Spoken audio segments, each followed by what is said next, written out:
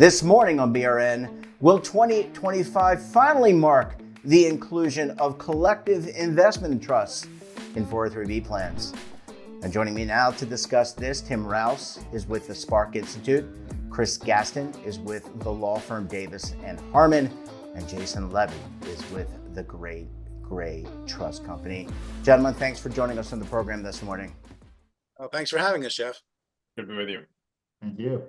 Yeah, it's great to talk to you. And look, you guys know I love talking about Spark and I love talking about retirement. Chris, I want to start with you because Happy New Year to you and your family. It's a new year, new Congress, new president. So how is the retirement regulatory landscape shaping up for 2025? Yeah, Jeff, great to be with you again. And I think the reality is new Congress, new president, lots of new people coming to Washington, lots of old people leaving Washington.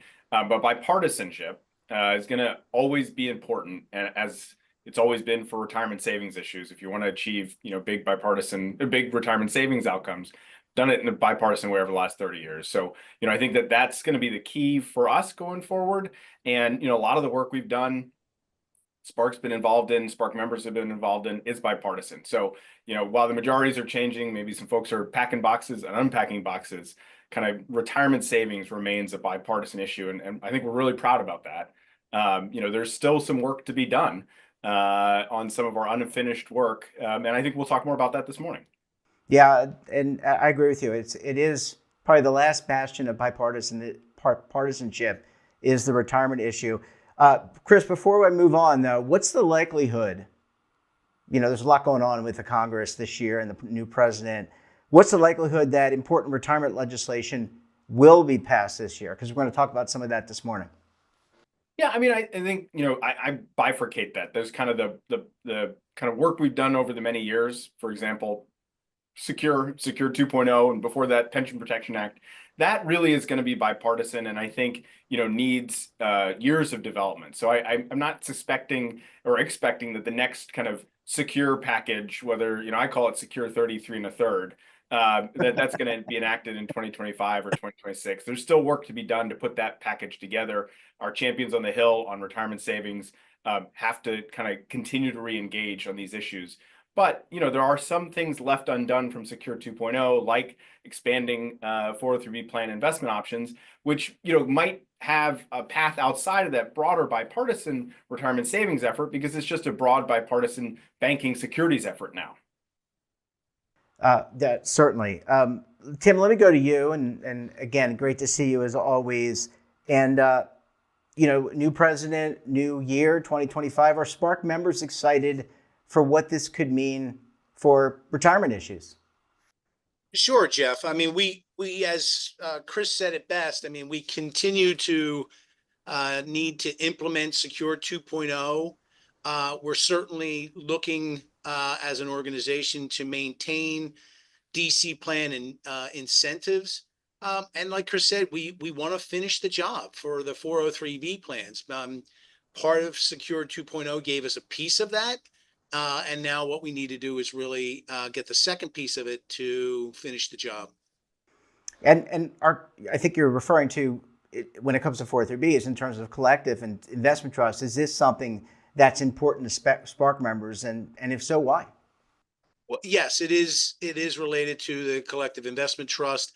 And really, it's about consistency, Jeff. It's about consistency among plans. And fairness to allow plan sponsors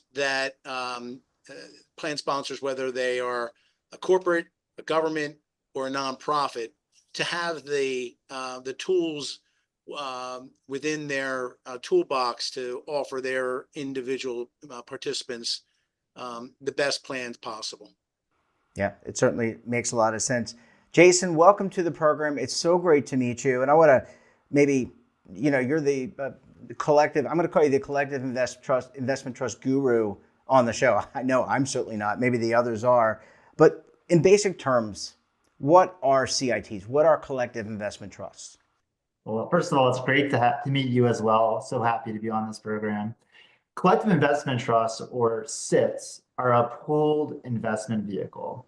Today, there's thousands of SITs that offer the same strategy that's available in a mutual fund, but it's in a vehicle that's designed specifically for the retirement market. It's regulated by ERISA, and it doesn't have the tax constraints of mutual funds. So for example, there's S&P 500 mutual funds. There's also S&P 500 SITs. But unlike mutual funds, which can only be offered to the entire investing public, SITs are available only to retirement plans. And as a result, SITs must comply with a regulatory regime and disclosures that are tailored to retirement plan investors, while mutual funds are subject to regulations and disclosures that are geared to protecting the entire general public. So it's these different regulatory regimes that result in SITs often being meaningfully cheaper than corresponding mutual funds, but without giving up any retirement investor protections. And Jason, I mean, parity is a big part of building a retirement plan.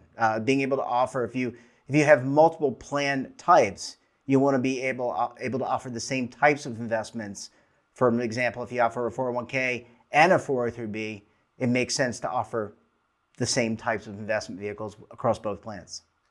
Exactly. I mean, this legislation is all about parity of investment choice. There's just no reason why retirement plans for employees in the education, medical, and other nonprofit sectors shouldn't have the same access to SITs afforded to private sector employees in their 401k plans, to government workers in the 457B plans. And it's that 457B, 403B plan contrast that makes this lack of parity even more stark. For the public school teachers that participate in both plans, the plans are for the same exact individuals. They look and feel the same to the participants, but retirement plan advisors would only be able to offer SITs to the individuals in the 457B plans. That is not fair, and it's something that should change. Chris, earlier you talked about, it's a new year, new administration, new Congress, and different priorities. Obviously, tax reform, at least based on what I'm reading, you guys are a lot closer to it than I am, of course, to the agenda. But obviously, the tax package is going to be a priority. Could CITs individually, the reform that we're talking about, find its way into a bigger, broader bill instead of maybe secure 33 and a third as you were describing it? Yeah, it's a good question, Jeff, and one, I think folks are trying to struggle through. I think the reality is, the tax effort is going to be partisan, and what governs that is going to be a series of rules that are the budget reconciliation rules, what can and can't be in, governed by whether it raises money, whether its primary purpose is to raise money, and a whole series of things that the Senate parliamentarians going to have to wade through as this moves forward.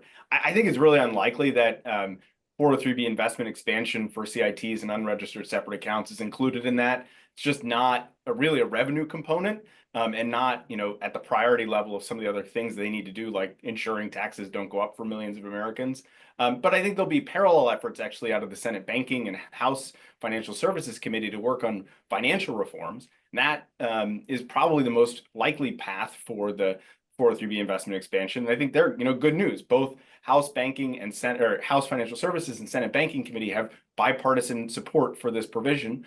87 House Democrats voted for it, and I think 15 or so Republicans and Democrats, 8 Democrats, 7 Republicans co-sponsored a bill to advance the legislation Jason was talking about just last year. So huge, bipartisan growing support. I think that's likely the path for this to move forward, but not likely tax reform. And Jason, just coming back to you for a second, I think you intimated this. Haven't we been close to getting parity in the past? I mean, Chris just mentioned it. There's bipartisan support here. So we've been down this road before. We've got support, or not we, but it's got support. Exactly. Back in December 2022, Congress made clear their desire to give 403B plans access to SITs. They amended the tax law to do so. So all we need is bipartisan legislation that's pending right now to change the securities laws to finish the job. And what do we need to do to get it over the hurdle? Do I need to make a phone call right now to the White House or to the House of Representatives? I'm just kidding. But in seriousness, what do we need to do to kind of get this over the hump? Because it just in a lot of ways makes so much sense. It does. And I mean, I think I'd defer to Chris on the specific strategies, but I would really emphasize that this is common ground, common sense, bipartisan legislation that has broad support across the aisle. There's just no good reason to further delay providing all workplace retirement plans with the access to the same low-cost, transparent, and strictly regulated SIP vehicles that have been available to private sector plans like 401k plans for decades. And Chris, I'll round it out with you because I know Jason brought you up in terms of strategy. What can we do? What can the folks watching the show, the Spark members, participants that may be in 403B plans to say, I want the benefits of that. What can we do? Yeah, I mean, I think it's kind of lobbying 101, continuing to explain a lot of the points that Jason did in terms of the low cost, availability, the lack of problems. They're very successful, very popular investment options in other plans, and the underscore that message of there's no logical reason to not let teachers and nonprofit workers have access to these investment options that everyone else does, including federal workers in the thrift savings plan. I think the other thing is we need to just continue to get plan sponsors engaged. It's something for us to say we have a great thing and we think people should take advantage. I think Congress hearing from employers on behalf of their employees that this is a great offering that they'd like to offer. There's been a lot of that, needs to probably be more of that, because those are the people that members of Congress certainly listen to, in addition to us, but employers on behalf of their employees saying that this is something that they want to add to their lineup as an option. It's not a requirement, right? But as an option. That's, I think, a really important message as this year continues. And Tim, I mean, going back to tying it up into a nice bow, there's trillions and trillions of dollars in the U.S. retirement system, and quite a bit in defined contribution plans, which we're talking about this morning. It just makes sense for Spark members, the retirement constituency, to do this. It absolutely does, Jeff, and we would welcome your tush push to get it across the goal line. I like that. Coming from a true Eagles fan. Gentlemen, we're going to have to leave it there. Great to see you. Congratulations on all the great work that Spark's going to do in 2025, and we look forward to having you back on the program again very soon. Thanks, Jeff. Thanks, Jeff. Don't forget to subscribe. And don't forget to subscribe to our daily newsletter, The Morning Post, for all the news in one place. Details, of course, at our website. And we're back again tomorrow for another edition of BRN. Until then, I'm Jeff Snyder. Stay safe, keep on saving, and don't forget, roll with the changes.